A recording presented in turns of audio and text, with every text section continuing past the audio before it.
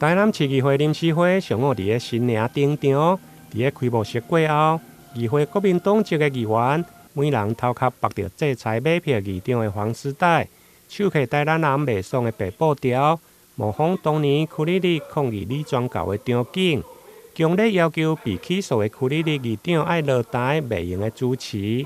我们也要提醒，在高堂高坐的邱丽丽议长，当初在李全教议长还未起诉的时候，你以议员的身份，怎么样子的告诉民众、告诉乡亲，要制裁贿选买票的不当行为？当时李全教议长还没有被起诉。我们要请教所有的台南市民，台南市议会坐在大位的人是今是昨非，还是昨是今非？这一次你已经被起诉了，你还能站在这个主席台？我说实在的，赖清德在这里，赖清德在这里，你们要不要听听赖清德以前怎么讲？要不要说黄伟哲你站起来？民进党的议员，你们统统站起来，向台南市民道歉。唔定国民党籍的议员看袂落去，就连无党籍的议员赵坤元甲陈坤和嘛对咧不满，甚至将政火延烧甲市长黄伟哲，询问市长是毋是甲乌金徛做伙。甲议员报告我反对乌金。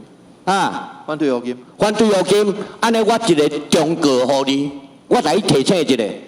赖清德当时反对乌金遐尼啊激烈，232天没入来议会，你看伊即摆已经要做总统啊！我直接好足忠言逆耳，甲你忠告。我希望你用100天来反对乌金，莫入来议会，安尼你敢袂？这议长、副议长双顾涉嫌贿选，又被起诉。起诉时，检察官认为犯罪确定才会起诉哦。当然判决确定有由犯而来，但是已经安尼的时阵，你想我议员敢无资格来秉这个套啊？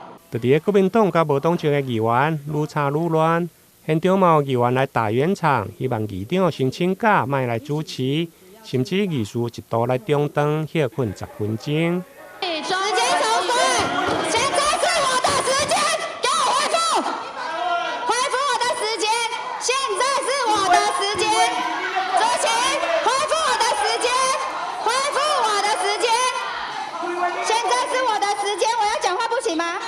请你转，主席，我想要问一下来，主席，借问一下，休息10分钟。